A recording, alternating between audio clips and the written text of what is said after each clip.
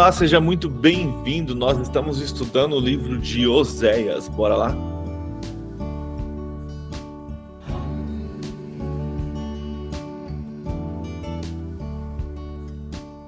A Ti, Senhor, nós rendemos graças porque o Senhor é bom.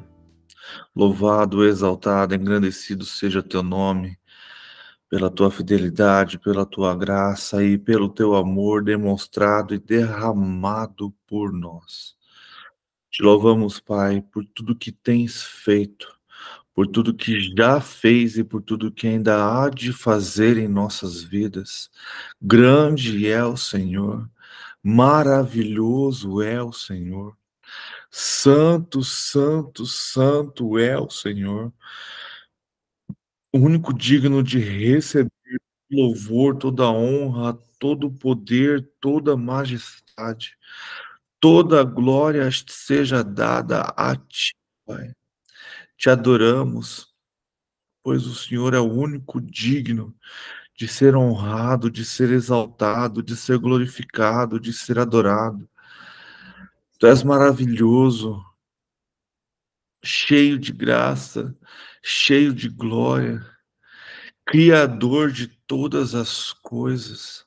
Nós te honramos e te exaltamos, Pai. Deus maravilhoso, príncipe da paz, conselheiro, Deus forte, Pai da eternidade. O que há de ser de nós, Pai, sem a tua presença, sem o teu amor, sem a tua misericórdia, sem a sua graça derramada sobre nossas vidas? Te amamos, Pai. Tu és o único que a nossa alma deseja, o único Deus digno de todo louvor, toda adoração, toda glória, todo poder, toda majestade. Santo é o Senhor. Te agradecemos, Pai, pela misericórdia do Senhor que se renovou mais uma manhã em nossas vidas. Te agradecemos pelo fôlego da vida. Te agradecemos, Pai, por este amor, por esta graça. Te agradecemos pela justificação. Te agradecemos, Pai, pela ressurreição. Te agradecemos, Senhor, pela cruz, por não ter desistido de nós. Te agradecemos pela encarnação, porque o Senhor se fez homem por nós. Te agradecemos, Senhor, por tudo que o Senhor já fez, que está fazendo, que ainda há de fazer nas nossas vidas. Te agradecemos, Senhor, pela consumação. Te agradecemos, Pai, porque és perfeito.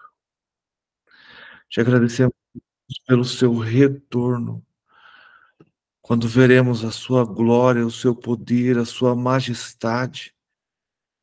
Louvado, exaltado e engrandecido seja o Senhor. Espírito Santo, vem nesta manhã falar e ministrar aos nossos corações. Que possamos sair daqui cheios, Pai, do Teu Espírito, cheios de conhecimento, cheios de sabedoria, cheios de entendimento da Tua palavra, Pai.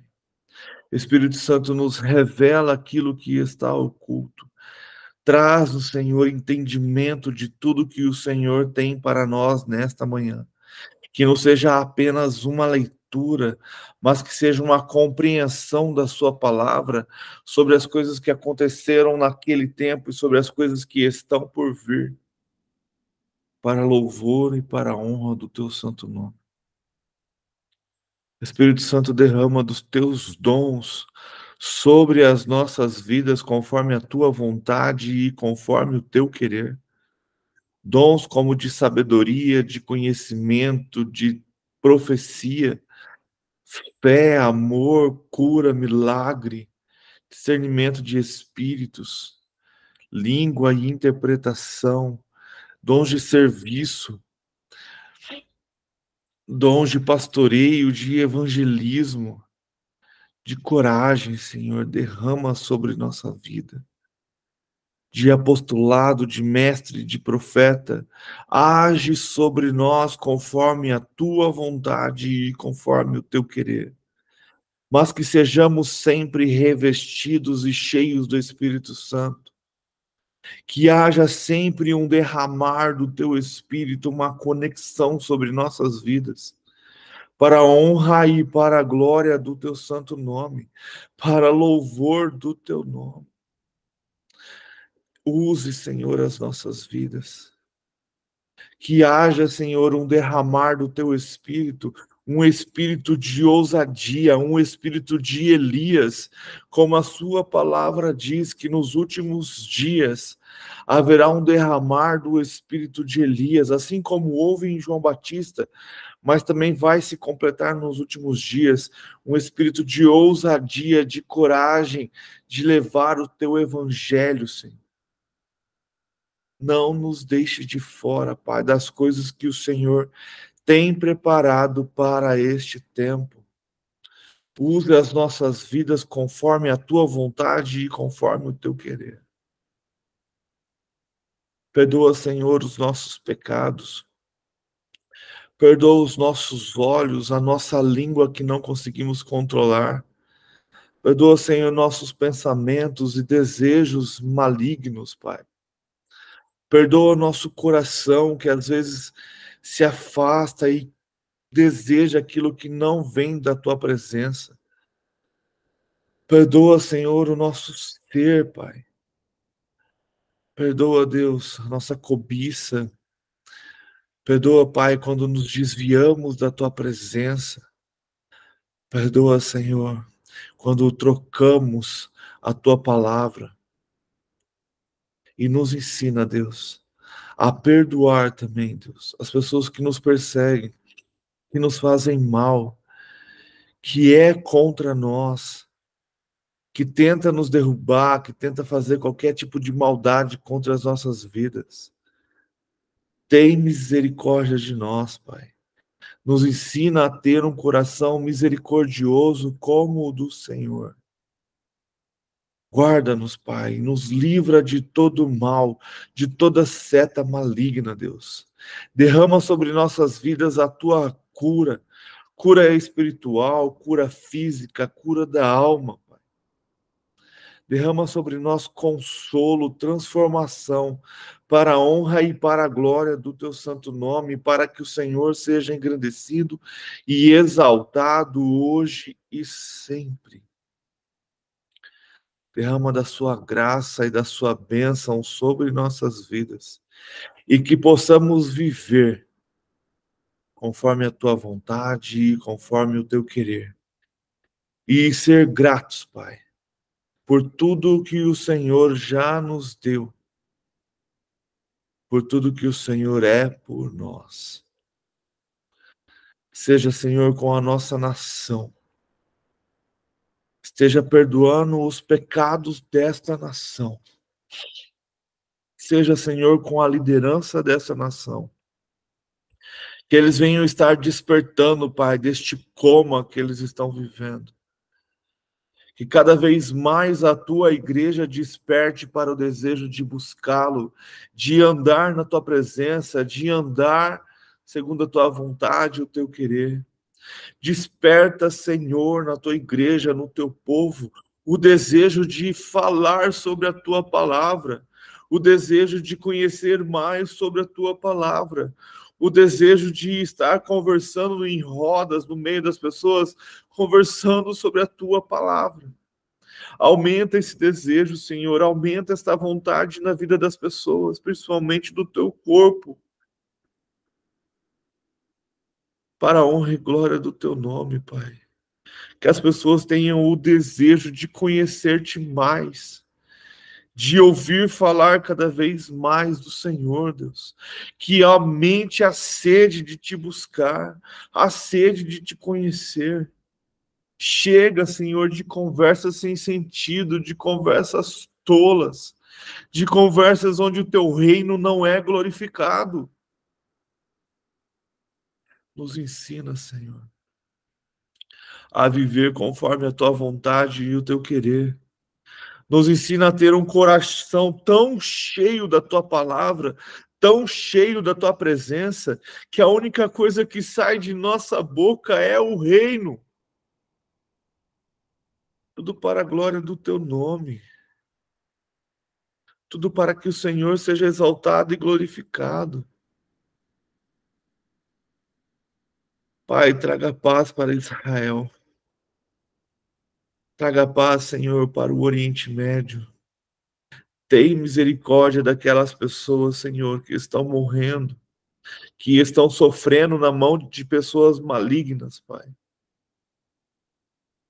Que o Senhor haja com o seu sobrenatural sobre aquele lugar, para que haja não só pessoas sendo salvas, mas que haja conversões e transformações de vida. Que o Senhor continue agindo ali para que não só o povo israelense, mas que todo o povo ali do Oriente Médio reconheça Jesus como Messias. Que Yeshua seja o Deus verdadeiro deles. Que haja uma transformação, um derramar do teu Espírito, para que o mundo veja que há um Deus sobre Israel. Um Deus único, criador, um pai amoroso que cuida dos teus filhos, um pai que faz pactos e não quebra, um pai justo, cheio de honra, cheio de poder, cheio de glória. Que o mundo também, Senhor, possa reconhecer o Senhor como Messias. Que o mundo possa reconhecê-lo como Deus deste mundo. Criador de todas essas coisas e restaurador desta terra. Traga paz, Senhor, para as nossas nações. Quantos conflitos estão se levantando, Pai. Mas nós sabemos o quanto isso é necessário. E que a gente esteja cada vez mais atento aos sinais. Porque sabemos que essas dores de parto precisam ser intensificadas. Nós sabemos que o caos é necessário vir para que de repente haja paz. E que ao haver esta paz, Pai, nosso coração queime pelo Senhor. Nosso coração deseje o Senhor. O nosso coração, o nosso ouvido, a nossa mente, o nosso ser, a nossa alma não seja enganado, não serão enganados pelo falso profeta ou pelo falso Cristo, porque os nossos olhos estão voltados para ti. Aleluia, Senhor. Nós te adoramos, nós glorificamos o teu nome e desejamos a tua presença todos os dias. Faça-nos, Senhor, teus filhos, teus amigos, para a honra e para a glória do teu santo nome, para louvor do teu nome, porque teu, Senhor, é todo o reino, todo o poder, toda a glória para todo o sempre. Amém. Amém. Amém. Amém. Bom dia. Bom dia, bom dia. Bom dia a todos.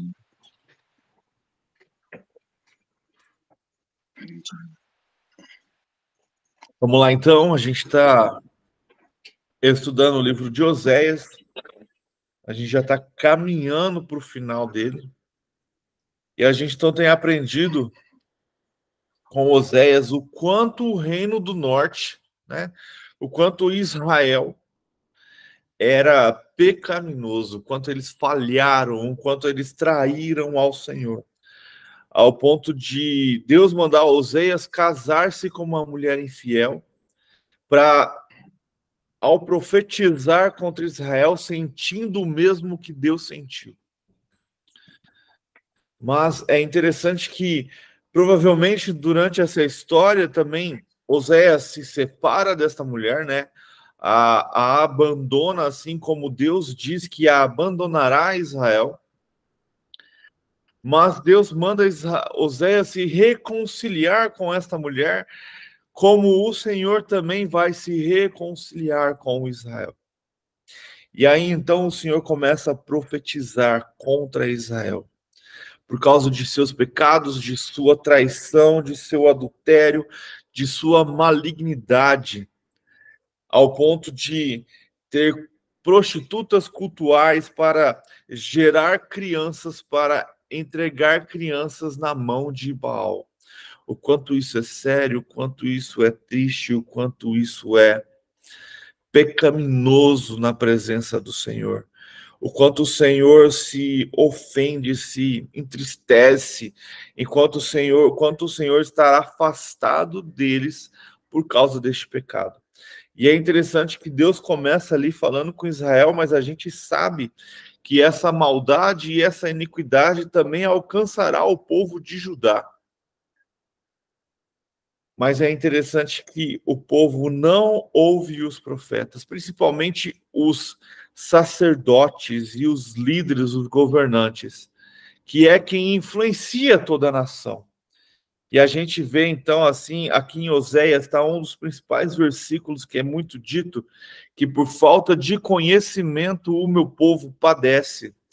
Então, nesse tempo de Oséias, os sacerdotes que tinham a função de ensinar, deixaram de ensinar e começaram a ensinar doutrinas e coisas que não eram sobre o Senhor, que não era sobre o Deus único que os libertou do Egito, da escravidão. Parou de se ensinar sobre o Deus de Abraão, de Isaac e Jacó. Parou de mostrar os milagres, as coisas incríveis que Deus fez ao povo hebreu ao arrancá-los do Egito. Parou de ensinar a história dos juízes que libertaram, de Josué, que libertou os povos. Parou de se falar sobre Davi, sobre Saul, sobre as suas conquistas e suas derrotas, que também fazem parte daquilo. Então, outra doutrina, outra história, outra religiosidade, outros deuses foram ensinados ao povo ali de Israel. E este povo aceitou isso vindo de seus líderes e dos seus sacerdotes. E a gente pode dizer que haviam poucos remanescentes que continuaram adorando, que continuaram sendo monoteístas, né, que adoravam ao Deus único, ao Deus criador. E aí então Deus vem com um castigo, né, vem com a sua mão. Na verdade, parece que Deus está colocando a mão pesando, mas ele está simplesmente saindo dali. É como uma visão de Ezequiel, se eu não me engano, que ele vê o trono do Senhor simplesmente indo embora. É como se a presença do Senhor, a mão do Senhor, que é o que protege Israel, estivesse indo embora. E aí uma tribo que não tem poder de guerra, que não tem poder de se proteger, é facilmente tomada. Então é o que a gente vê acontecendo com Israel. Então a mão do Senhor, o poder do Senhor, deixa Israel, porque Israel já o tinha deixado há muito tempo.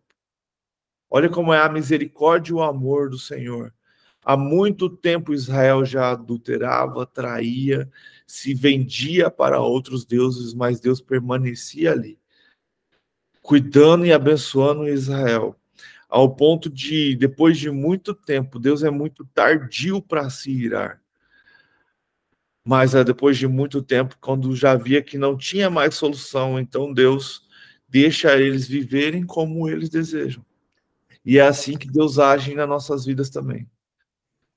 Quando deixamos de buscar o Senhor, não é que Deus se afasta totalmente de nós. Nós começamos a nos afastar do Senhor.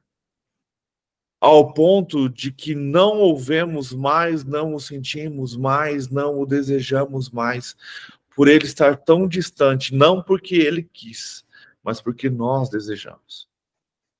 E aí, então, nós estamos livres, né, para fazer o que quisermos, mas também estamos condenados às nossas escolhas. Porque eu costumo dizer que o livre-arbítrio, ele não existe assim, de uma maneira como a gente pensa. Eu tenho livre-arbítrio, por isso que eu acordo, escovo o dente, vou trabalhar, eu como, deixo... Não, isso daí é uma livre consequência das coisas que você precisa fazer. Para mim, o livre-arbítrio é só dois: escolher servir a Deus ou escolher não servi-lo. Quando escolhemos servir a Deus, nós entregamos nossas vidas na mão de Deus, nós entregamos o nosso livre-arbítrio para que Deus governe e controle as nossas vidas. Quando escolhemos não servir a Deus, nós entregamos o nosso livre-arbítrio para que seja governado pelo pecado e entregue ao pecado. E essas escolhas têm consequências diferentes no final de toda uma história. O problema é que as pessoas que escolhem não servir ao Senhor não acreditam no final da história. Então, o povo de Israel escolheu se afastar do Senhor, se vender para outros deuses, fazer sacrifícios horríveis diante do Senhor. Então, a ira do Senhor vem sobre eles ao ponto de Deus falar que os odeia. Ali os odiei e os expulsei da minha terra.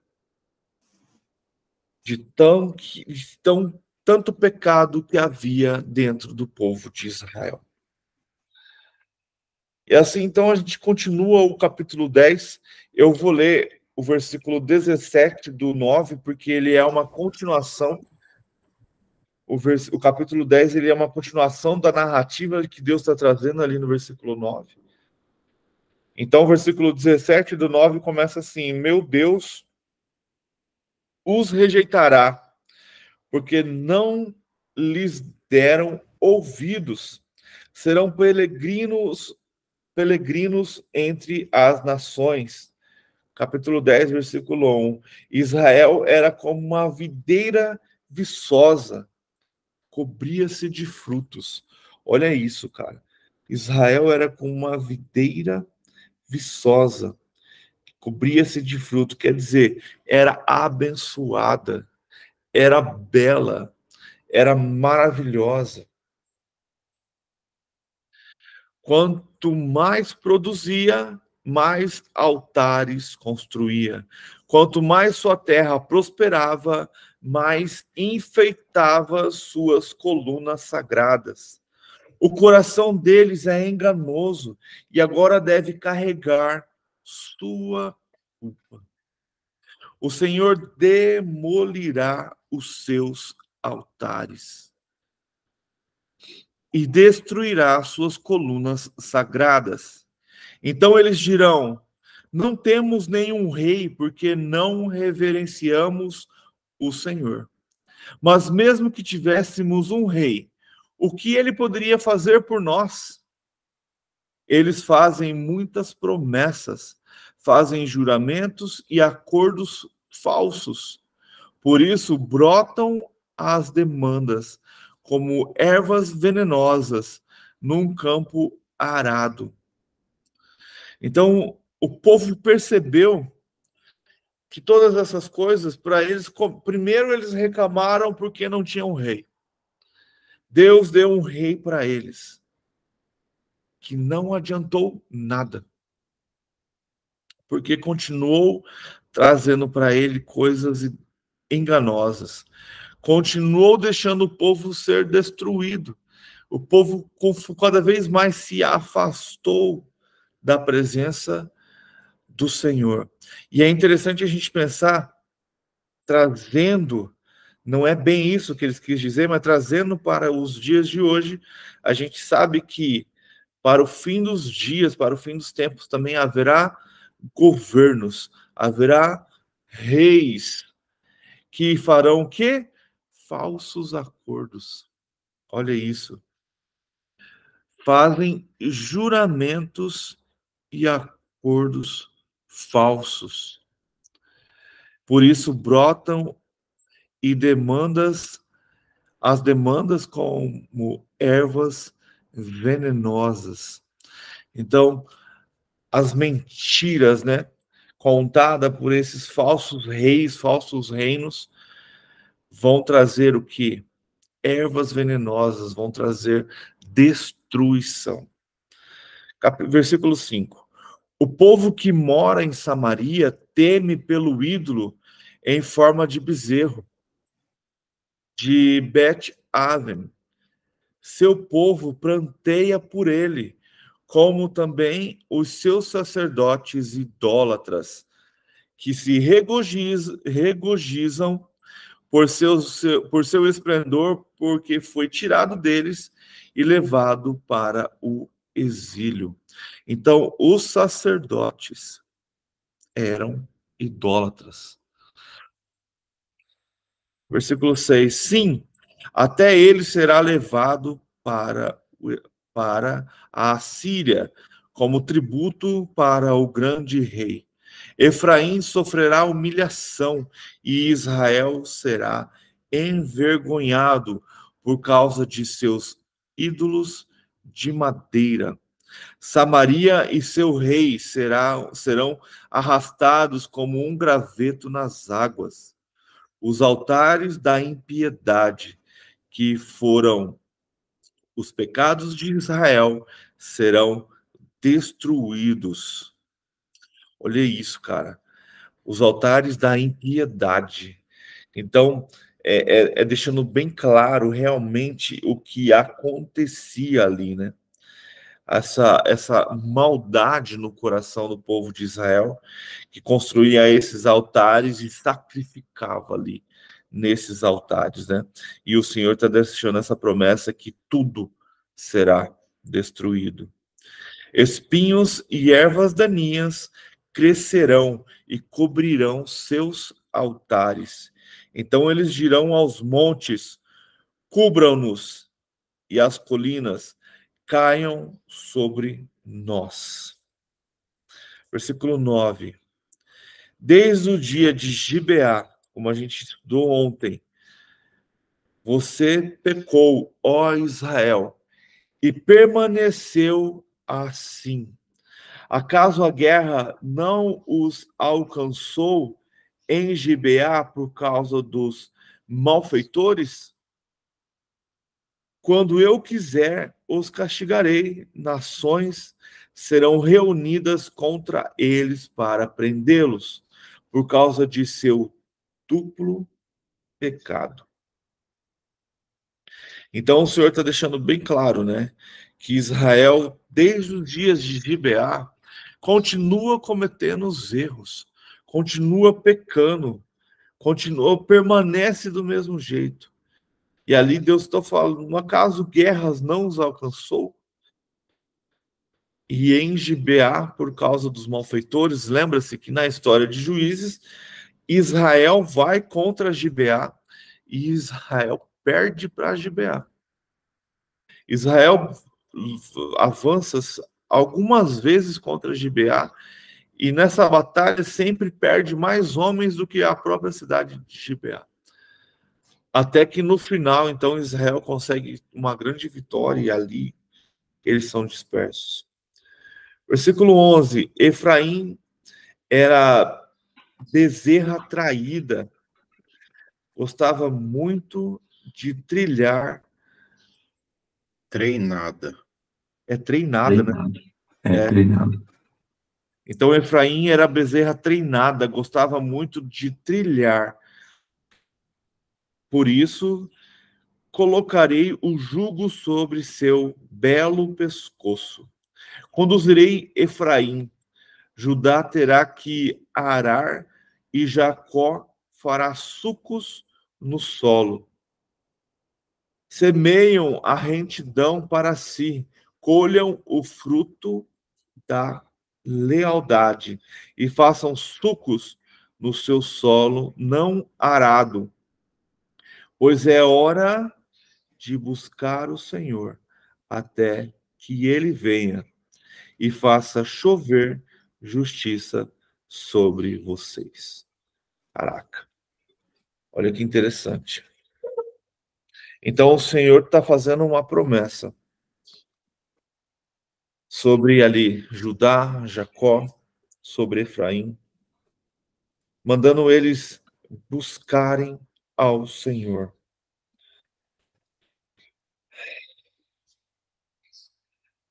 Quando ele fala ali sobre trilhar jugo, eu vim pesquisar aqui para ver mais ou menos sobre essa ideia que Judá, levados para trabalhar no exílio com animais ligados como jugo e esforço de Arar. Então, ali como Efraim, Judá e a tribo de Jacó, né? Eles são levados como escravos, né? Para trabalhar e semeiam retidão e buscam o Senhor. São indivíduos e grupos que ainda poderiam se arrepender com fé e manter a aliança de Deus enquanto aguardam o retorno do exílio. Bom dia, André. Bom dia, irmãos. Acabei perdendo a hora, perdão. Tranquilo. Então, ele está colocando ali que mesmo esse povo sendo preso, julgado, levado para o exílio, eles vão se arrepender. Vai haver um arrependimento. E a gente vê isso acontecendo ali com Judá, né? E olha isso como é para os nossos dias. Pois é hora de buscar o Senhor. Perdão. Pois é hora de buscar o Senhor até que Ele venha e faça chover justiça sobre vocês. Então, isso pode ser uma palavra para nossos dias. Que a gente busque ao Senhor. É tempo de buscar ao Senhor. É tempo de aumentar o nosso clamor, aumentar as nossas orações, aumentar a nossa fé, aumentar o nosso desejo de conhecer ao Senhor. Então, pois é hora de buscar ao Senhor. Até quando, Éder, que eu tenho que fazer isso? Até que Ele venha.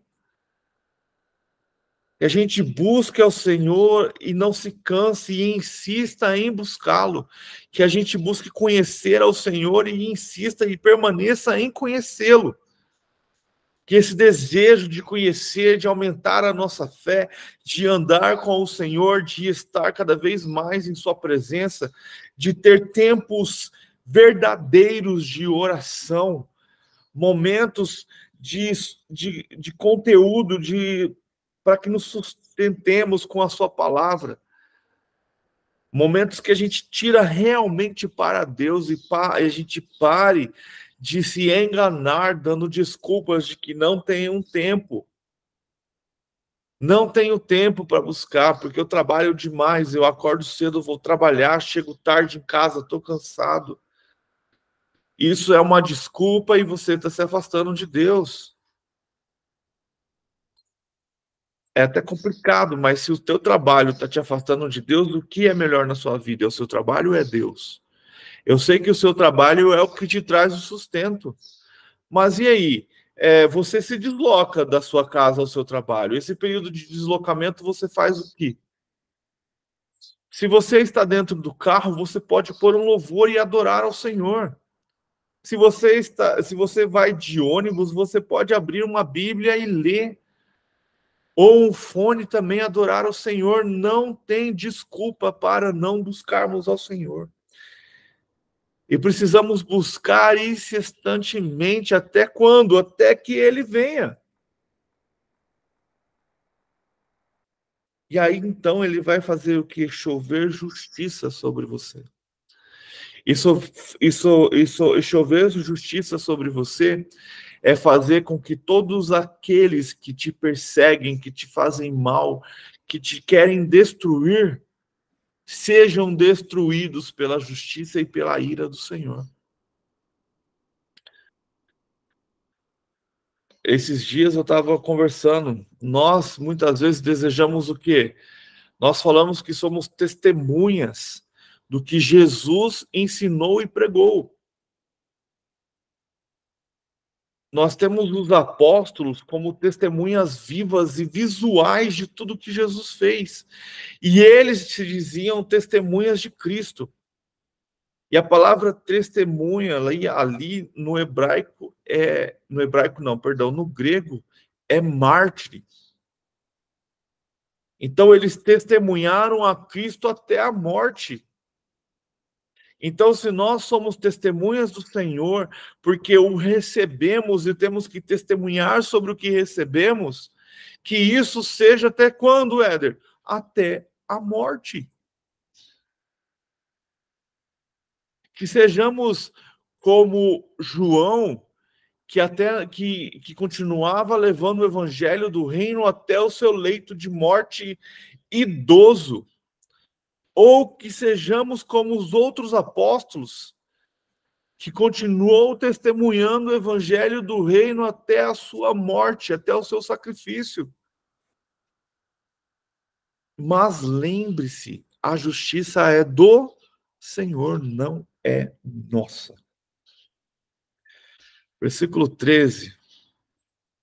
Mas vocês plantaram impiedade, colheram o mal e comeram o fruto do engano. Visto que vocês têm confiado na sua própria força e nos seus muitos guerreiros. Olha isso. Cara, a Bíblia é muito boa, cara, porque a gente está ouvindo a história de um profeta contando e exortando Israel num período ali de mais de 500 anos antes de Cristo. Na verdade, 700 antes de Cristo. E ele está falando que, olha, plantaram impiedade e colherão o mal. Plantarão impiedade e colherão o mal. O que a gente está vendo hoje? As pessoas querem, é aquela velho ditado, as pessoas querem plantar abacaxi e colher morango. Cara, você plantou abacaxi, você vai colher abacaxi. Você plantou abobrinha, você vai colher abobrinha. Não ache que você vai plantar abacaxi e colher morango, amora, qualquer outro tipo de fruto, você vai colher o que você plantou. E olha isso, cara, vocês plantaram impiedade ou iniquidade, plantaram maldade, vão colher o quê? O mal. E comerão. Tudo não é só isso. É você plantar o mal e comer deste mal. E comerão o fruto do engano. O que Jesus fala em Mateus 24, versículo 4, quando ele está ali com seus discípulos? Cuidado para que vocês não sejam enganados, pois haverá falsos cristos e falsos profetas que vai trazer o engano para vocês. E aí, desde então, cara, sempre houve falso profeta, sempre houve o espírito do falso Cristo. Mas estamos vivendo hoje, está sendo intensificado isso, está aumentando os falsos profetas e os falsos Cristo. O engano, ele não é mais encoberto, ele é na tua cara. E nós comemos do fruto do engano achando ele doce e saboroso. Mas quando cai no teu estômago vai ser amargo e vai te fazer muito mal. É como aquela comida deliciosa que está estragada. E você não percebe porque tinha alguma coisa ali que está estragado. Você tem um banquete gigante. E aí o maligno vai lá, coloca uma coisinha estragada. Cara, você vai passar mal. Tipo uma bactéria, né? Então, se a comida tá gostosa, vai ser engole uma bactéria sem perceber. E o engano é isso. O engano, ele não chega assim de uma vez. Cara, você sou engano. Não, ele vai aos pouquinhos.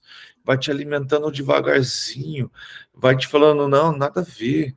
Ah, o que tem a assistir Big Brother? O que tem a assistir só? Olha, essa novela tá falando de cristãos, tem uma evangélica na novela. Assiste a novela. Ah, o que tem essa série? Só tem umas cenas picantes. Ah, o que tem isso daqui? O que tem aquilo ali? Cara, a hora que você vai ver, o engano já tomou conta de você. Por quê? Porque ele não vem de uma vez dando pancada, porque ele sabe que você vai fugir. Mas ele vai jogando sementes, pequenos dardos, até que a hora que você vê, você já está totalmente fora da presença do Senhor. Quando você vê, você está trocando a presença do Senhor, um culto ao Senhor, para assistir futebol. Mas eu gosto de futebol, nós somos a nação do futebol. Tá, e aí? Está te trazendo o quê? Os jogadores estão cada vez mais ricos e você vê cada vez mais pobre e cada vez mais longe da presença do Senhor.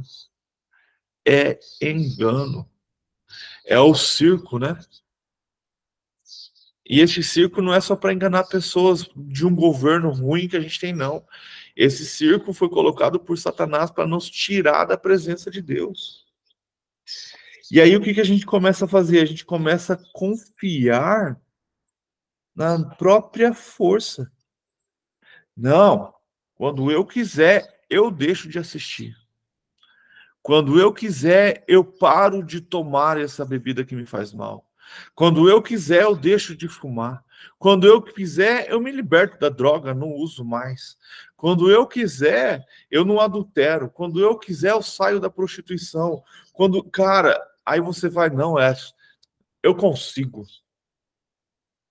E aí você quer sair do engano com sua própria força. E aí você confia totalmente em muitos guerreiros, né? Aí a gente já volta para a nação de Israel, achando que ela ia se proteger com os seus guerreiros. E esquece que quem luta todas as batalhas é o Senhor. A palavra diz que quando nós somos fracos, Ele nos faz forte. Nós só somos fortes no Senhor. Nós só conseguimos vencer no Senhor, com o Senhor. Então, se você quer se libertar das coisas que têm tomado o seu tempo no lugar do Senhor, é preciso colocar o Senhor no lugar dessas coisas. É mudança de hábito, é mudança de mindset, é deixar de fazer as coisas que desagradam ao Senhor para fazer aquilo que agrada ao Senhor. Mas como que você vai saber o que agrada ao Senhor se você não o conhece? Se você não conhece uma pessoa, você não sabe se ela gosta de azul, de amarelo, de preto ou de roxo. Mas quando você tem intimidade com aquela pessoa, começa a caminhar com ela, você sabe do que ela gosta. Então, como agradaremos ao Senhor se não andamos com Ele e não sabemos do que Ele gosta? E andar com Ele tem a ver com estudar e conhecer a Tua palavra, os Teus mandamentos e a Tua Escritura. Versículo 14. Eu vou ler um pedacinho do 15. Visto que vocês têm confiado na sua própria força e nos seus muitos guerreiros, o fragor da batalha se levantará contra vocês, de maneira que todas, né, suas fortalezas serão devastadas, como Salmã devastou Bet-Arbel, no dia da batalha, quando mães foram pisadas e estraçalhadas junto com seus filhos. Então ele está deixando bem claro que será devastador o que vai acontecer com Israel. Principalmente por quê? Porque confiaram em suas próprias forças. É como se o profeta estivesse dizendo: se arrependam, lembra do que Deus fez por vocês. Lembra que todas as batalhas e as vitórias que vocês tiveram foram porque Deus era com vocês. Não é por causa da força do seu exército. Lembra que Israel só começou a ter exército depois que Saul se tornou rei. Até então Israel não tinha exércitos. Quando havia uma batalha, a gente vê ali no livro de Juízes que se levantavam juízes que pediam socorro para as tribos em volta para enfrentar aquela batalha. Mas quando Saul se torna rei de Israel, então ele pega os jovens e levanta um exército. E até então, agora, a partir disso, Israel sempre houve um rei e sempre há exércitos. E muitas vezes Israel e Judá, mesmo já separados, se juntavam para lutar contra um exército. A gente já viu isso. A gente tem até a história de um rei que que eles vestem o rei de Judá como o rei de Israel, e sem querer o rei de Israel é morto por uma flechada. E aí eles percebem que o rei de Judá, cara, se eu não me engano, acho que é Acabe, ele escapa por muito pouco para não ser morto também. Por quê? Porque estava com as roupas erradas. Mas então Israel estava confiando em seu exército. E aí o Senhor deixa bem claro que essa batalha será devastadora, que todas as fortalezas, muros, tudo que eles têm cairá por terra, não conseguirá defendê-los. E aí ele vai lembrar de uma batalha de Salmã, tá no versículo. Aqui eu tenho um resumo que fala sobre Bet Arbel, a história da destruição de Bet Arbel por alguém chamado Salmã, cuja identidade não é conhecida hoje, mas obviamente era bem conhecida pelo público de Oséias. Era uma lembrança adequada daquilo que Deus estava prestes a fazer ao principal centro de cultura de Israel, Betel, bem como a todas as suas fortalezas, quando o rei de Israel fosse completamente, quando o reino, né? Não, quando o rei de Israel fosse completamente destruído e a nação subjugada por seus inimigos. Então ele está contando que nesta batalha coisas terríveis aconteceram ao ponto de as mães e os filhos serem esmagados, pisoteados pelo exército inimigo. E ele está deixando bem claro que é a mesma coisa que vai acontecer com todo o Israel. Que a Assíria, quando eles vierem a atacar, eles vão destruir tudo. Muralhas não permanecerão e as pessoas serão mortas e pisoteadas pelos inimigos. E aí ele conclui, né, com o versículo 15: assim acontecerá com você, ó Betel, porque sua impiedade é grande. Quando amanhecer aquele dia, o rei de Israel será completamente destruído. Então, é muito interessante que o Senhor está avisando. E está avisando a todos. Então, olha que interessante. Se o rei de Israel estava em Betel, e a capital de Israel era Samaria, então provavelmente Samaria já tinha sido tomada e ele já tinha vazado. Lembra que, se você imaginar o mapa, a Síria ela vem do norte, tomando as terras. Então, ali Samaria fica mais ou menos no meio e Betel mais perto ali de Judá e Jerusalém. E Efraim também fica ali naquela região mais perto, um pouco mais longe da Samaria. Então a gente tem ali eles vindo, né? E provavelmente o rei de Israel daquela época, com certeza viu que não ia vencer, foge para Betel. E ali com certeza eles devem se juntar a um exército para tentar vencer, mas todos são destruídos e esmagados. E é interessante porque o profeta está avisando o que vai acontecer. Isso aqui não é assim, ele está narrando uma história que aconteceu. A gente sabe hoje que aconteceu, mas para quem ele está contando essa história, nada disso ainda tinha acontecido. Então ele está contando, olha, essas coisas vão acontecer, vai ser desta forma. E é interessante que as pessoas não acreditaram. Simplesmente abandonaram aos profetas. Não só Oséias, como outros profetas também vai alertar Israel e Judá. Mas eles preferem não dar ouvidos, né? Continuam acreditando e colocando a sua fé nos deuses de madeira, né? De ouro e de pedra.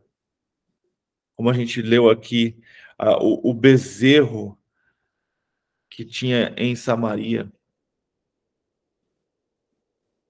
Não, de Bet-Aven. Agora fiquei curioso, onde era isso? Bet-Aven, o nome significa casa da impiedade, e com zombaria se refere a Betel, onde as pessoas adoravam um bezerro de ouro. Isso está em 1 Reis 12, 28, 30. Então era em Betel mesmo, ali estava o bezerro de ouro. E é interessante, cara, olha que loucura de Israel.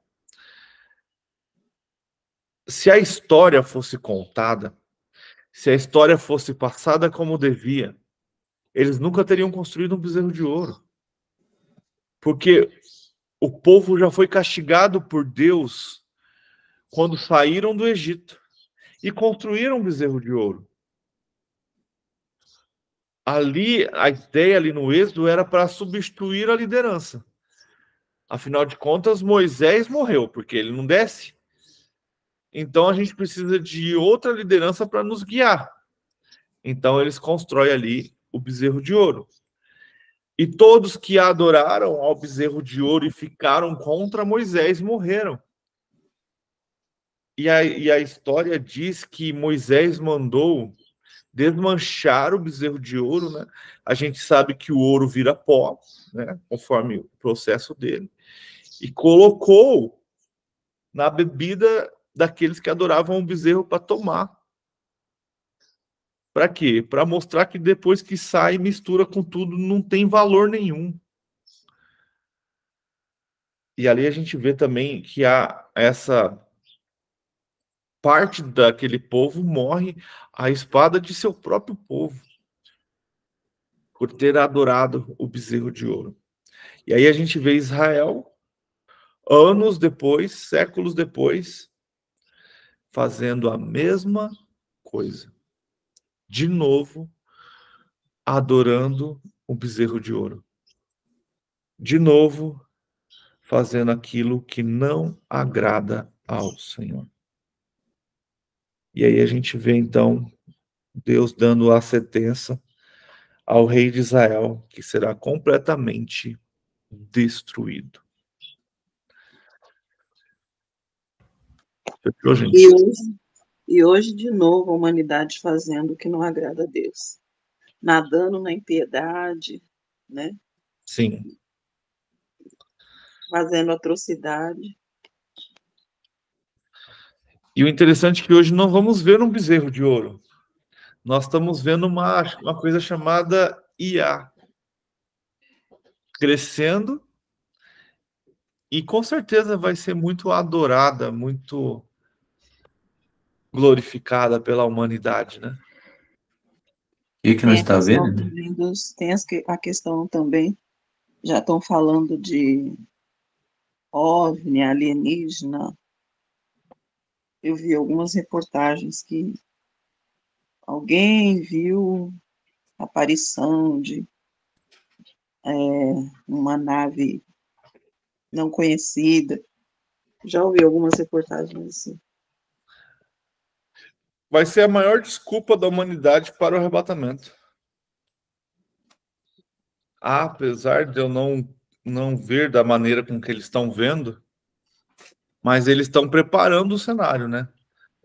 Para que se acontecer, se a ideia da pré-tribulação, né, desse arrebatamento antes acontecer, já tem a desculpa perfeita para o que vai acontecer, né?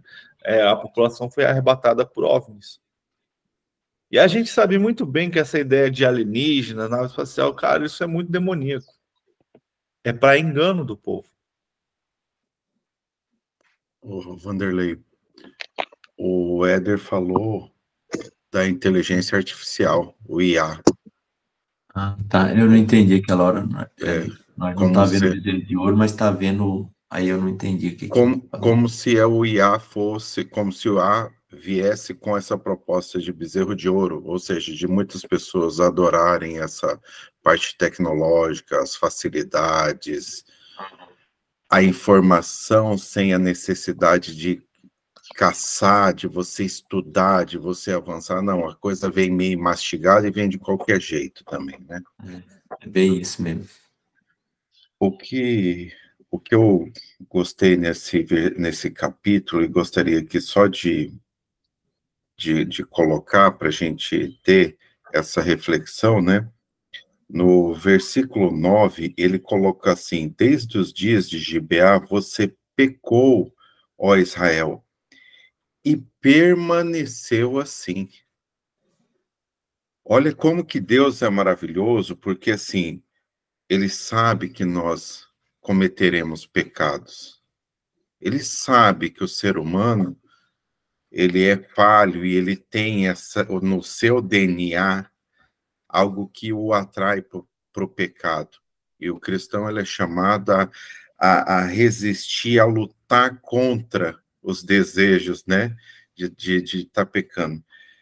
E o problema não é esse. O problema é você permanecer no pecado. E é o que ele está falando aqui nesse versículo. Você pecou e permaneceu assim.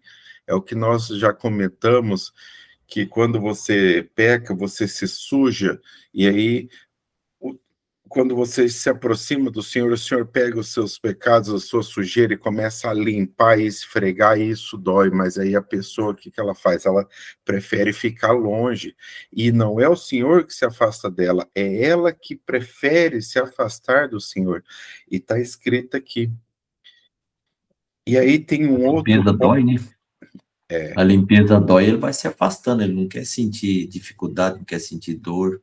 Aí ele vai ficando longe. As coisas fáceis é bom, e aí ele vai piorando cada dia mais. O Diego, Oi. é igual, eu participei de um evento na minha igreja esse fim de semana, e aí quando eu estava saindo para pegar o carro e buscar minha mãe, que também estava no local, estava no local, mas em outro lugar. Bem na entrada, uma pessoa estava sentada ali no hall da igreja, e aí ele falou assim, oi. Eu falei, oi. Parecia, assim, uma pessoa que com dificuldade financeira. Aí ele falou assim, a senhora teria algum valor para me ajudar, para me comprar uma marmita? Eu falei assim, olha, vou dar uma olhada. E aí, ele conversando com ele falou, muito obrigada, eu era cristão, sou afastado da igreja, e tô na luta. Eu falei assim, por que você não volta? Volta? Aí ele falou para mim, eu não tenho força. Então, essa permanência, esse afastamento de Deus, né? Muitas vezes a pessoa não tem força para voltar.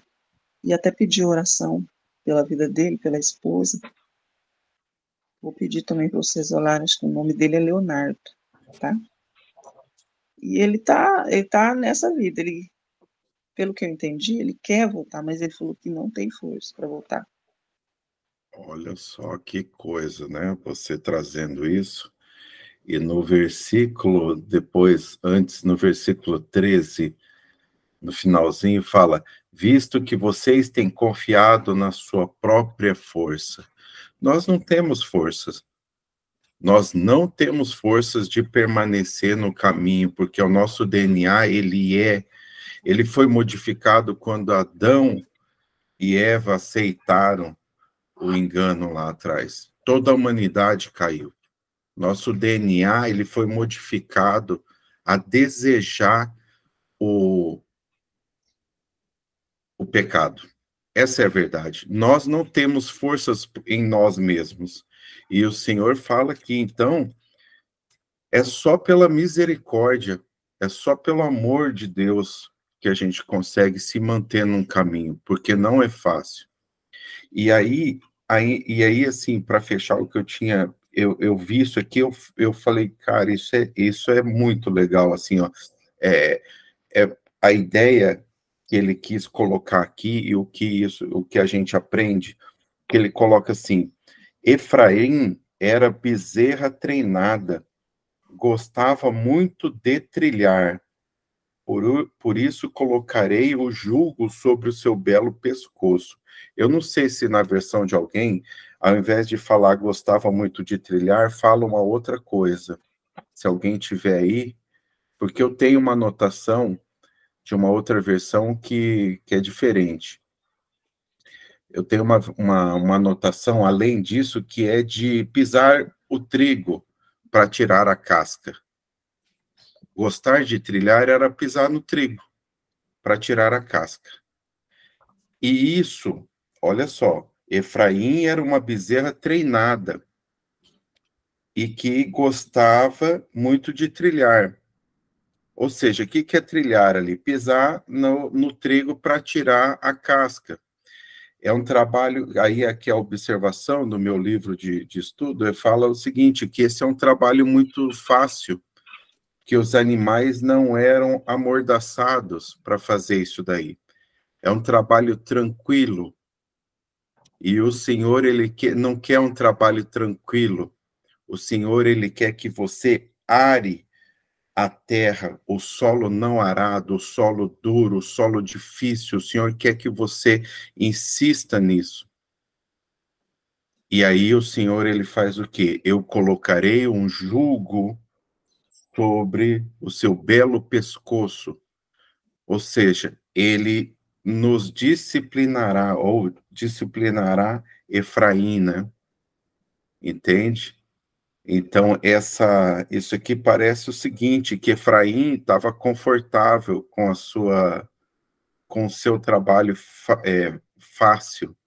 E o trabalho fácil aqui, a gente pode muitas vezes levar para o contexto de hoje, das nossas vidas, em relação ao que nós temos entregado ao Senhor.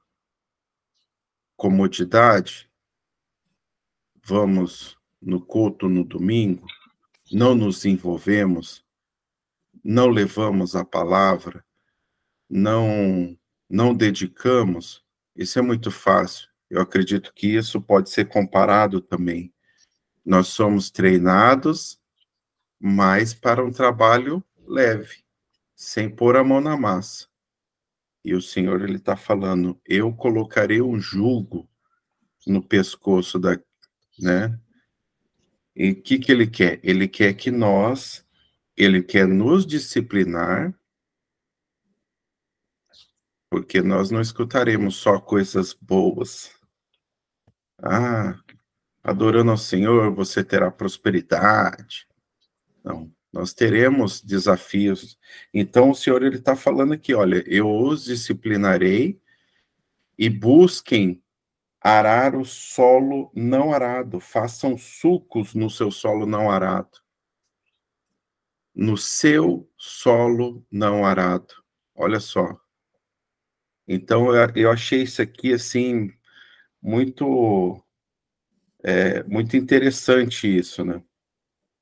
De que hoje a gente, de repente, possa estar vivendo, ou muitos cristãos vivendo o trabalho leve, achando que está fazendo alguma coisa, e o Senhor está falando aqui, não, tem que ser mais. Eu vou colocar, então, a disciplina sobre vocês, né? É isso. Mas essa é a ideia, cara. Isso que você está falando é bem isso mesmo. Eu costumo dizer, né, que o que a gente está passando hoje, o que estamos, na verdade, não está nem começando, né? Está muito no comecinho do que a gente ainda tem muito para viver nessa nação. Mas é o começo de um despertar de uma igreja, que era o quê? Isso. Uma bezerra domada, que estava feliz da vida por ficar pisoteando o trigo. É hora de trabalhar. É hora de fazer o que realmente vai dar sentido. Porque, não sei se vocês sabem, mas se você não arar a terra, a semente ela não cresce. Por quê? Porque ao arar a terra, você libera gases da terra. E esses gases, se não forem liberados, matam a semente sem crescimento. Então, quando você ara a terra, você está cortando a terra. E aí você está liberando esses gases e ali você joga a semente e ela tem a possibilidade bem maior de crescimento do que se você simplesmente jogasse ali e esperasse que algo acontecesse. Então ele está falando, olha, a vida sossegada de vocês, né, Efraim ou igreja hoje, não dá mais. Vocês estão muito acomodados. Como o Diego disse, essa sua vidinha aí de ficar aí no domingo na igreja e achar que está me servindo, não basta. Vocês estão querendo se livrar da ira, mas não querem o restante. É o que eu sempre digo, o evangelho do reino não é ensinado. E isso vem ao longo da história. E aí o que é ensinado é só, não, continue vindo no domingo, devolvendo o seu dízimo, dando a sua oferta para sustentar a igreja. Não estou falando que isso é errado, mas é errado quando o sentido que é colocado é errado. E continue dessa forma que tá bom. Não. Não seja apenas salvo. Deus tem muito mais para nós. Não estou dizendo que a salvação é algo fútil. A salvação é algo tremendo dado pelo nosso Senhor. Mas ela é apenas o pontapé inicial de uma longa jornada. Ela é apenas o início de algo tremendo. E aí a gente tem uma igreja que está satisfeita com a salvação. Eu costumo dizer, né? É o crente SSS. Salvo, sentado e sossegado. Não quer saber de trabalho, não quer saber de coisa dura. Esses dias, tempo atrás, eu estava conversando com um amigo. E a gente estava conversando sobre o reino, né? E eu falei que no reino iremos trabalhar. Ah, ele quase desistiu de ir para o céu. Já trabalho tanto aqui, já sofro tanto aqui, achando que eu vou para o céu descansar, chegar lá, vou ter que trabalhar de novo. Entende? Então, olha a visão das pessoas, como elas estão limitadas por falta de conhecimento. As pessoas não entendem o reino, não entendem o sacrifício de Jesus, não entendem o que era o reino vindouro. Para quem tem uma visão pré-milênio literal, né, histórico, como a gente diz, que Jesus reinará literalmente 1000 anos na Terra junto com os santos, esse período é um período de restauração da Terra. E eu gostei muito do que eu ouvi ontem, porque ele falou assim, não vai ser uma restauração mágica, sabe? No estralar de um dedo, tudo vai voltar a ser como era no Jardim do Éden. Ele falou assim, vai ser uma restauração artística, aonde Jesus e os santos juntos vão detalhadamente restaurando a Terra durante esse milênio. Para que ao findar disso, então, a cidade celestial, a Jerusalém Santa, onde Deus mora, reine, desça sobre a terra. E aí, então, este mundo que nós vivemos e o mundo espiritual serão apenas uma realidade. Não haverá mais duas realidades. Será apenas uma realidade. E a glória de Deus, então, será sobre toda a terra. Esse é o destino. Então, cara, não dá para ter pessoas sossegadas. É tempo de trabalhar. É tempo de levantar-se, velho, e ir para frente. Levar. E o nosso trabalho é o quê? É ser testemunhas de Cristo, é levar o evangelho do reino às outras pessoas. É o que a gente chama em Mateus 28, que é da grande comissão. Cara, se você não tem o desejo de levar o evangelho para outras pessoas, você não está obedecendo o que Cristo pediu. E uma das primeiras coisas que Cristo fala, você quer me seguir, obedeça o que eu digo. Se você não obedece o que Jesus diz, você não é digno de segui-lo. E aí vai ser aqueles que ele vai dizer, olha, afasta-se de mim, pois eu não vos conheço. E aí quando chegar o reino, lógico, você não vai ter mais inveja, não vai ter mais esse sentido. Mas não espere você reinando com Cristo. Você vai estar livre da ira, livre do inferno, que é o juízo final. livre do fogo consumidor, mas longe de Cristo. E isso que é muitas vezes difícil de entrar na cabeça das pessoas. Porque o céu foi nos colocado de tal maneira aonde todo cristão acredita que todos vão estar no banquete. Todos vão participar da última Páscoa. Todos vão estar na bodas do Cordeiro. Todos vão estar morando na Nova Jerusalém. E não vai ser assim. Ah, mas o importante é eu estar com o Senhor, tá? Mas o quão perto do Senhor você vai estar? Você vai ser multidão ou você vai ser discípulo? A multidão também estava perto do Senhor. A multidão também ouvia, a multidão recebia dos milagres.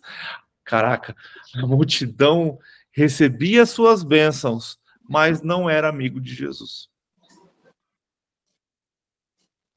Então precisamos perceber o que a gente deseja. Ser multidão, e quando o pão e o vinho acabam, vai embora. Pão e o peixe, né, nada vinho. Ou ser os discípulos. Ou ser como João, que não abandonou Jesus em nenhum momento. Pode falar, André. Ô, irmão Éder, essa parte que o Diego trouxe também, em relação aí à terra arada, e que me sobrevém também, que o Criador, ele diz pra gente assim, que olha, não vai estar tudo pavimentado, você não vai pegar tudo bonitinho, tudo numa terra arada. Você precisa fazer de alguns limões, algumas limonadas, para você se colocar a caminho, né, para você avançar, entendeu? Vencer as dificuldades. Porque tem muitos que se acomodam, Deus vai me preparar isso, vai me preparar aquilo, vou prosperar, esse evangelho da prosperidade que estão pregando por aí, enfim, não que Deus não possa prosperar, ele pode, de acordo com a sua vontade, mas enfim. Mas eu peguei essa parte que o Diego comentou, sabe? De você fazer de um limão algumas limonadas, né? Pelo que ele comentou aí da terra arada. E outro ponto que eu gostaria de trazer, quando fala de falso Messias, falso Cristo, uma ficha que me caiu aqui, eu estou vendo que não é só esse falso Messias, falso Cristo, eu vejo que são, nos dias de hoje, falsas amizades, falsas pessoas que chegam até você com ar de evangélico, com ar de boa gente, só para se aproveitar de você, só para pegar a informação sua, enfim, para te usar de alguma maneira, usando Deus, falando da palavra. Então, isso é um falso Cristo também, né? Tem que tomar muito cuidado para nós não sermos enganados. Por isso que hoje, acho que um dos dons mais importantes hoje é o do discernimento, de você conseguir decifrar, conseguir ler as intenções das pessoas. Eu falo por mim mesmo, eu já tomei cada susto, cada decepção que eu falei, não acredito, mas é isso que vem acontecendo, tá bom? Isso aí. É bem por aí mesmo. Eu costumo dizer que a gente precisa entender em qual bolha estamos. E muitas vezes é preciso fugir de algumas. Pode falar, Diego.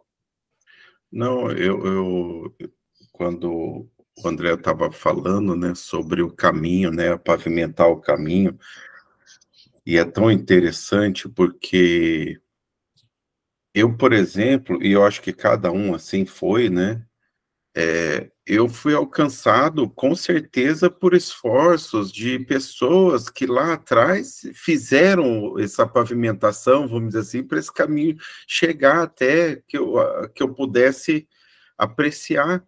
Então, assim, eu fui abençoado, eu fui alcançado, a graça do Senhor me alcançou através de inúmeras pessoas do passado, que assim alcançaram a minha esposa, e que aí, através da minha esposa, eu vim conhecer a palavra.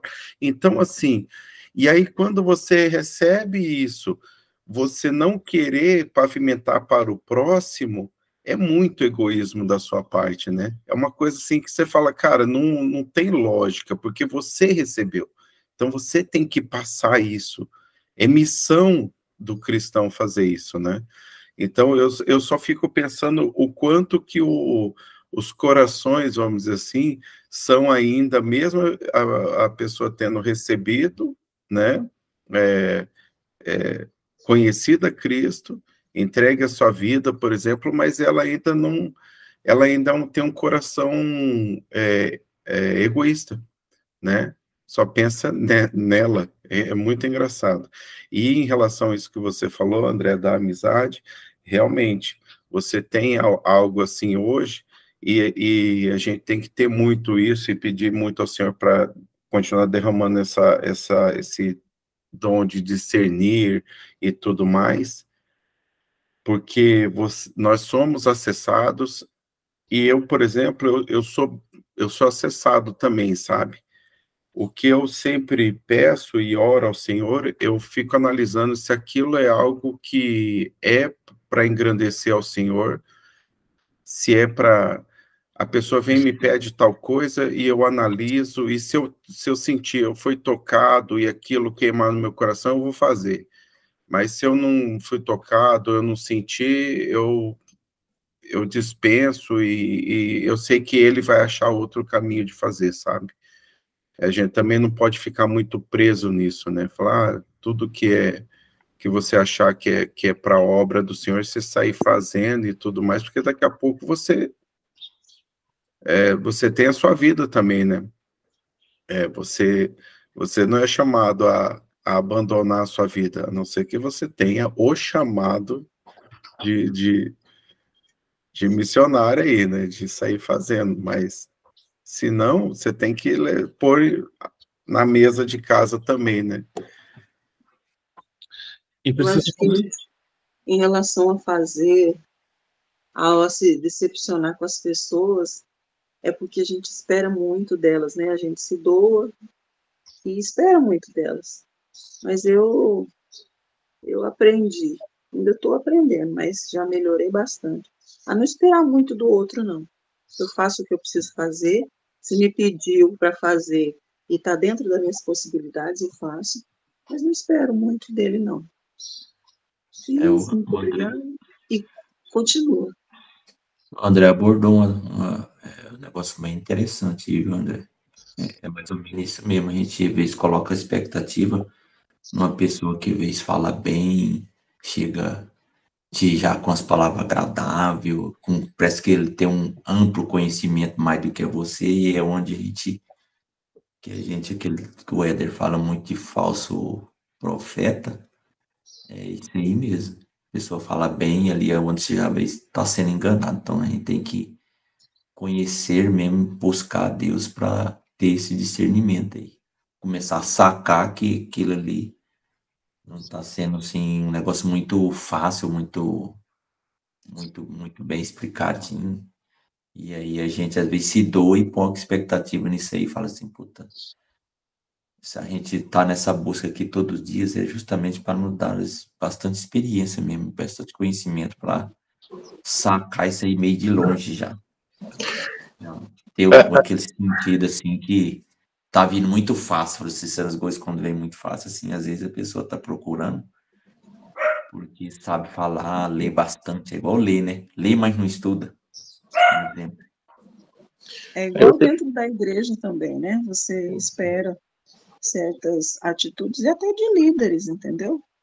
Mas que não tem. Então, assim, é melhor que a gente não crie expectativa em relação ao outro, porque você se conhece mais ou menos, está se conhecendo, mas você não conhece o outro, entendeu? E também não pode se igualar as coisas que... Não, por exemplo, assim, se eu faço, ele também pode fazer, ou ele faz também, entendeu? Criar expectativa em relação a isso, porque cada um é cada um, né? A gente que tem o coração ensinável, é que nem aquele ditado, né? Gato escardado tem medo de água quente, né? Então o coração da gente já vê, já percebe, já sente. Quando se aproxima alguma coisa assim, se você está tendo bastante conhecimento, você está buscando, então o ditado é bem esse, você às vezes percebe quando está vindo uma coisa assim, então tem que ouvir bastante para poder ter um discernimento que aquilo ali não é coisa meia fácil assim, não pode pôr expectativa não.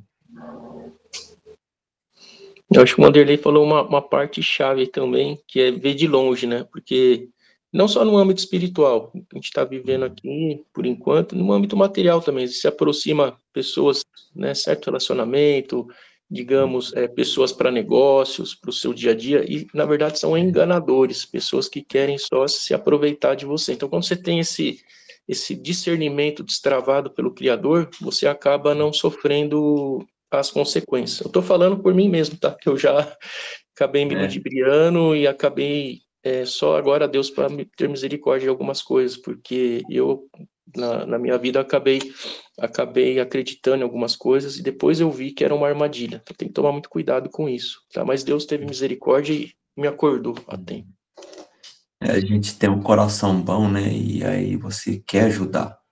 Você quer ajudar, porque você tá ali naquela busca e tá lutando todos os dias, tá passando por bastante coisa, mas se você tá passando, é porque, igual aquilo que a gente sempre diz, né? Deus não vai dar uma coisa maior do que você pode suportar. Só que você tem um coração ensinável, tem um coração bom e você quer ajudar. Só que tem que estar meio atento, porque tem que meio que perceber de longe mesmo. E só para fechar rapidinho, essa parte dos extraterrestres, ok? Extraterrestres, mas na verdade, reforçando aqui o que foi falado, são demônios, tá certo? Cuidado, são demônios. Nós chamamos isso, em uma parte que eu estudo aqui também, da operação do erro, operação do engano. As mídias, todo esse sistema maligno que está por trás disso, ele vai pulverizando aos poucos as informações para as pessoas ficarem familiarizadas com algo novo para acontecer. Então, sobre extraterrestres, eles vêm falando há décadas sobre isso, e agora está mais do que nunca em evidência. Por que tudo isso? Para vir, sim, esses seres dimensionais, são esses seres, demônios, anjos caídos, demônios, aonde eles vão, penso eu dessa forma, tá bom? Exterminar muitas pessoas, onde vai ter um falso arrebatamento, e aqueles que ficarem, eles vão ficar o quê? Putz, não fui. E aí vão negar a fé. Então é um falso, não vão acreditar na vinda verdadeira do Messias, penso eu, que é depois da tribulação. Entendeu? Então, tomar esse cuidado com essa operação do erro, esse engano, essa agenda alien que está bem eminente aí. Agendas são várias. Várias e várias e várias. Que a gente fique atento aí nesse 8 de abril que vai acontecer. Que a gente fique atento aí. Esse ano tem muita coisa para acontecer. Eu acredito no meu coração, cada um tem a sua compreensão e seu entendimento, mas que a gente está cada dia mais caminhando para o fim, para os dias do Senhor. Mas, como eu sempre tenho orado, as lideranças não veem desse jeito. Não sei porquê, não sei se não querem, se é mais cômodo não ver assim. Então, aquela velha história, né? Olha, Jesus está voltando. Você acreditando ou não, eu estou te avisando. Então, só que o que entristece meu coração é porque está na Bíblia. A parábola das 10 damas de honra, por exemplo, a gente tem ali que 5 vai ficar. E essas 5 que vão ficar fora da festa, elas foram convidadas para a festa. E se a gente trazer ali para a ideia de que as damas de honra é a igreja, significa que 5 igrejas vão ficar de fora. Significa, e trazendo a ideia de que a igreja é corpo, significa que pessoas vão ficar de fora, porque elas não se interessaram em saber como será a volta do noivo. É igual eu estava estudando ontem sobre isso, falou assim, cara, é estranho você ver uma noiva prestes a casar que não está preocupada com o seu casamento, de como ele será. E é o que a gente tem visto hoje. A igreja, eu não tenho essa visão, mas vamos colocar desta forma. A igreja se diz a noiva, mas não está se preparando para a vinda do noivo. E como é de se preparar para a vinda do noivo? É entender como ele vem, quando ele vem, o que acontecerá quando ele vier. As coisas que antecedem. É a mesma coisa de uma noiva para o casamento. Ela tem que preparar as coisas para o casamento. E para quem já casou sabe que é muitas coisas. E a vinda do Senhor é a mesma coisa. A igreja tem que preparar a vinda do Senhor. E aí a gente tem, então, 5 damas de honra prudentes que estão preparando a vinda do Senhor. E 5 imprudentes que continuam dormindo. E quando o Senhor voltar, elas não vão estar preparadas. Aí elas vão querer correr atrás. Cara, eu ouvi isso, velho. Chegou a doer na minha alma, assim. Pergunta. Eu nem entrei neste assunto, mas o assunto acabou acontecendo.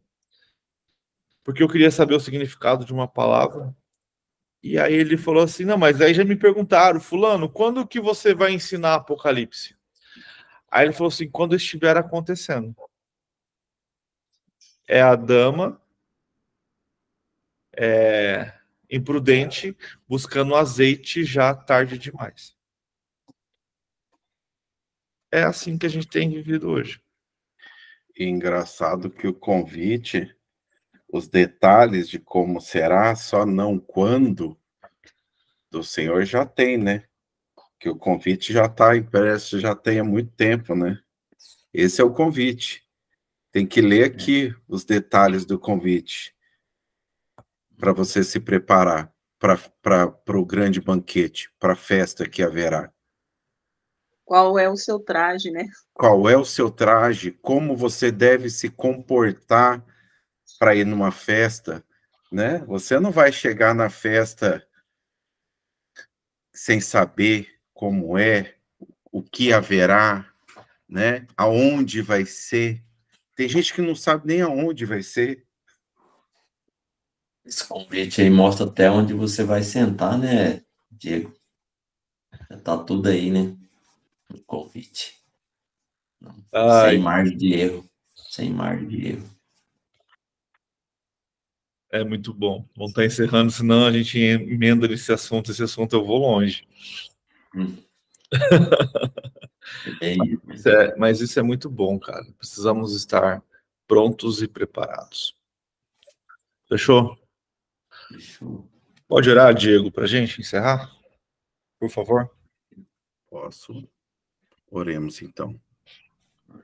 Senhor nosso Deus, ó Pai amado, obrigado, Senhor. Obrigado por mais um dia que o Senhor nos concede, ó Pai, neste momento, nesta oportunidade de nos debruçarmos sobre as suas escrituras, ó Pai, lermos a Tua palavra e principalmente buscarmos o entendimento, buscarmos aquilo que o Senhor tem para as nossas vidas, ó Pai. Queremos a cada dia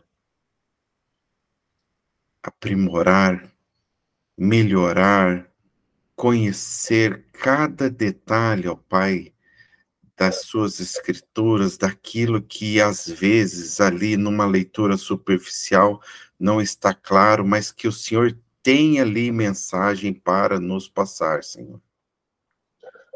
Queremos estar preparados para quando o grande dia chegar. Queremos estar atentos, queremos estar vestidos, estarmos preparados, estarmos posicionados para o grande dia, ó Pai, para quando o Senhor voltar. Queremos, ó Pai, no dia de hoje, que o Senhor esteja conosco, ó Pai, em tudo que nós fizermos, que o seu nome seja glorificado. Usa-nos, Senhor, como ferramenta para que o teu nome, para que a tua palavra, para que o teu grande amor, ó Pai, chegue àqueles que ainda não tiveram a oportunidade, ó Pai, de conhecer do teu nome ou de conhecer, ó Pai, do teu grande amor.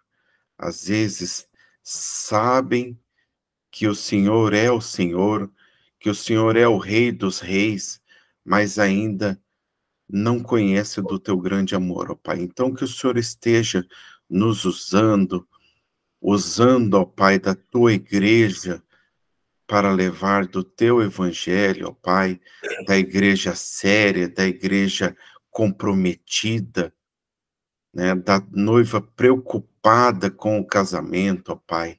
Que o Senhor esteja usando pessoas para que mais e mais pessoas sejam alcançadas. Usa-nos se for da tua vontade, ó Pai. Estamos aqui, ó Pai, para servir ao Senhor, pois apenas o Senhor é o Rei dos Reis, apenas o Senhor é o Senhor das nossas vidas, é o Senhor dos exércitos. E estamos aqui pelo Senhor, ó Pai, somos gratos, porque o Senhor tem nos sustentado, o Senhor tem nos capacitado, ó Pai, então que possamos ser ferramentas úteis nas suas mãos, ó Pai.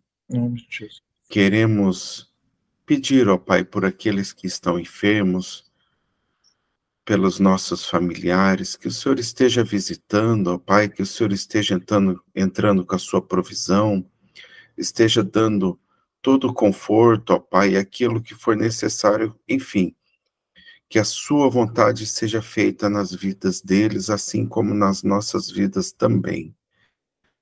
Queremos lembrar ainda de todos os povos, ó Pai, não apenas na faixa de Gaza, em Israel ou na Ucrânia, mas vários outros povos que sabemos que estão passando por guerra, que estão passando por lutas onde povos estão perdendo as suas vidas, que o Senhor esteja ali cuidando principalmente dos mais necessitados, as mulheres, os idosos, as crianças, que o Senhor esteja, de alguma forma, Pai, cuidando deles e cuidando, principalmente, dando aquilo que é necessário, Pai, para que eles suportem esses dias que acreditamos que se intensificarão, Pai, pois sabemos que o caos no mundo acontecerá para que no futuro, ou na data que o Senhor tem já preparado, venha a paz que sabemos que já será o início de tudo, ó Pai. Prepara-nos para esse momento, Senhor. Prepara-nos. Não permita que nos desviemos no caminho, ó Pai. Pois, como está escrito hoje no estudo que lemos, não queremos crer nas nossas próprias forças. Sabemos que não conseguimos sozinho. Somente pela misericórdia do Senhor. É isso que nós clamamos, ó Pai. Tenha misericórdia de nós. Tenha misericórdia de nós que somos pecadores, ó Pai. Mas buscamos ao Senhor. Buscamos sempre, ó Pai, dessa comunhão. Por isso nós nos dedicamos, acordamos cedo, estudamos a Tua Palavra. Continue derramando as Suas bênçãos sobre nós, os seus dons de discernimento. Permita, ó Pai, que este estudo continue para que possamos, enfim, estar preparados quando o Senhor voltar. Esta é a nossa oração, ó Pai. Oramos agradecidos, em nome do Seu Filho amado. Amém. E assim a gente finaliza mais um capítulo do livro de Oséias, e é muito bom aprender com a palavra de Deus.